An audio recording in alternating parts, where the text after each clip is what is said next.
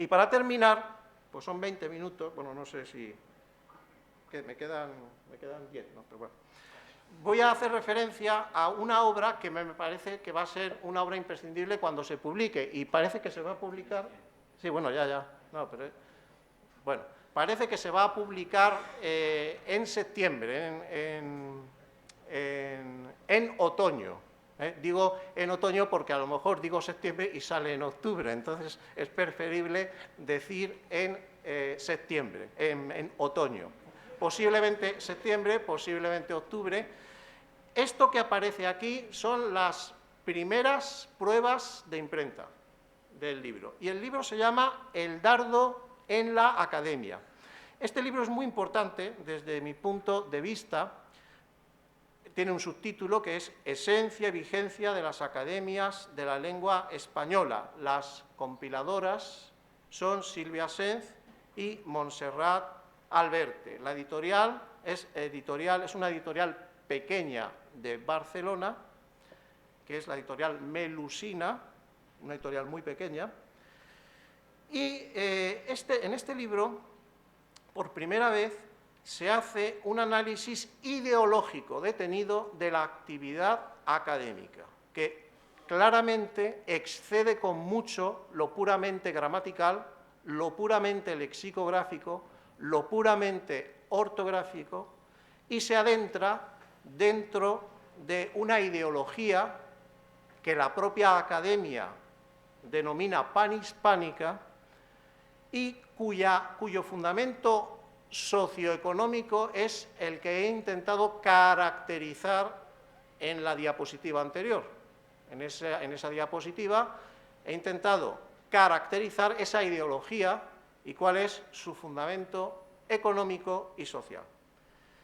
Hemos visto en el libro que estoy comentando que el libro remite a la Real Academia para el problema del desgaste de la lengua.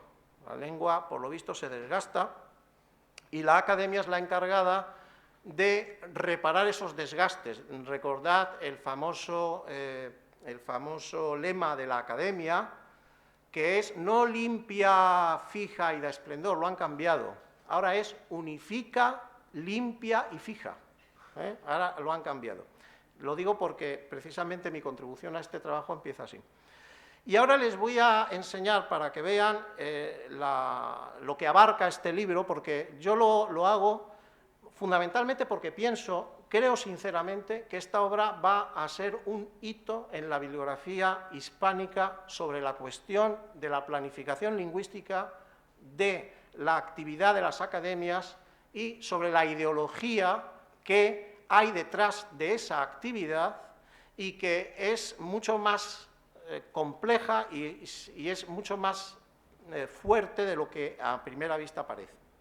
Aquí tienen el índice y tienen parte del índice. Va a ser un libro muy voluminoso, unas 1.400 páginas, porque cada artículo hay artículos que el artículo más largo tiene casi 300 páginas.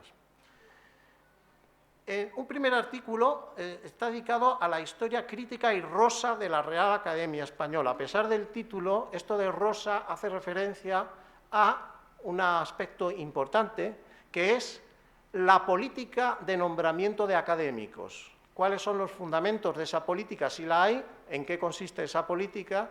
¿Y qué factores intervienen o son decisivos a la hora de nombrar académicos? De ahí el término este de rosa, de crónica social, por decirlo así, de los académicos. Y este primer capítulo realmente es muy informativo y es muy detallado. De hecho, va de la página 21 a la página 156. Muy detallado. A continuación viene un artículo mío que es más bien, tiene una parte ideológica y otra teórica, que considero que es el peor, en efecto, considero que es el peor porque es notorio que yo no soy especialista ni en lengua española, porque yo no soy profesor de lengua española, no me dedico a la lengua española, tampoco soy especialista en la academia, en las cuestiones académicas, Y entonces, realmente no soy especialista en nada, ¿no? Pero bueno, en esas cosas seguro que no. Y bueno, pues no es tan erudito, no está tan informado, no tiene tantos datos internos de las labores de las academias como los demás artículos. Sin embargo, las editoras consideraron que era necesario que hubiera al menos un artículo en el libro que tuviera un ámbito más general, de lingüística general. A pesar de ello, fijaos cómo se titula: Unifica, limpia y fija, que es el nuevo lema académico, y los mitos del nacionalismo lingüístico español. Va en línea similar a mi libro del nacionalismo lingüístico, en la primera parte. Y luego la segunda parte es una explicación detallada de por qué no tiene sentido decir que las lenguas se desgastan, ni tampoco tiene el menor sentido lingüístico la labor de la academia. La labor de la academia puede tener un sentido ideológico, puede tener un sentido social, puede tener un sentido sociológico, puede tener un sentido imperialista, puede tener un sentido político, pero no tiene el menor sentido lingüístico.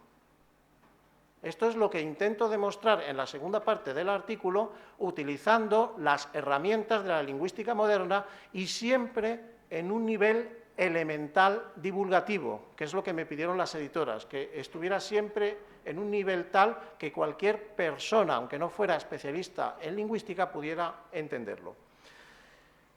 A continuación, tienen una contribución de Luis Fernando Lara, profesor mexicano, El símbolo, el poder y la lengua, donde analiza los aspectos ideológicos. Otra del profesor Expósito, dedicada a la comparación entre tres academias, la francesa, la italiana y la española, que también es muy interesante. Y luego vienen tres artículos muy importantes, tres capítulos muy importantes. El de Silvia Senz, Minguell y Montserrat Alberte, las academias de la lengua española, organismos de planificación lingüística, que es un auténtico tratado de planificación lingüística en el ámbito hispánico realmente impresionante. Es un tratado realmente muy bien hecho, muy detallado y muy sensato. Y luego viene el artículo estrella, lo que considero yo que es el artículo estrella del libro, que es el 6, una grande y esencialmente uniforme, la RAE en la conformación y expansión de la lengua común. Este artículo tiene casi 300 páginas y creo yo que es el artículo más importante, no tanto por la extensión, sino por el contenido, la amplitud y el detalle con el que trata las cuestiones. Luego tenemos artículos de un profesor muy conocido que trabaja en Estados Unidos, José del Valle, Política del lenguaje y geopolítica de España, y más artículos, Graciela Barrios, la regulación política de la diversidad, academias de lenguas y prescripción idiomática, de José Martínez de Sousa, la obra académica a lo largo de 3 siglos, María Pozzi, terminología y normalización en las academias de la lengua española. Estos artículos, el 10, el 11 y el 12, se dedican más a analizar los aspectos ideológicos de la labor lexicográfica de la Real Academia. Y son artículos que no tienen desperdicio realmente, son muy interesantes. De manera que, bueno, hay también referidos a nuevas tecnologías, etcétera, de modo que creo que hago justicia y no es un abuso el que yo haya aprovechado esta oportunidad que me han ofrecido de venir aquí a hablar de este libro, porque yo creo que va a ser una publicación muy importante, creo yo, muy importante en el ámbito hispánico, en el ámbito de la planificación lingüística y de la ideología lingüística en el ámbito hispánico. Y por eso, pues, con cierto entusiasmo vengo aquí a anunciarlo, ¿no? Conclusión.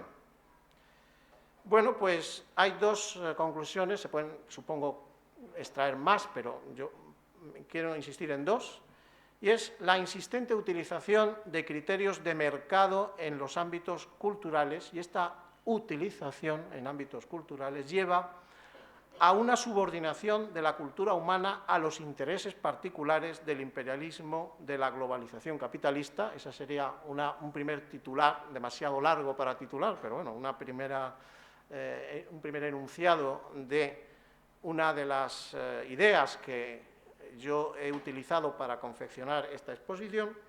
Y la segunda es que lleva también este tipo de enfoques, y sobre todo este tipo de justificación de este tipo de enfoque, lleva también a un intento de justificación cultural de las constantes agresiones a la humanidad realizadas por las empresas multinacionales y por el capital financiero internacional. Muchas gracias.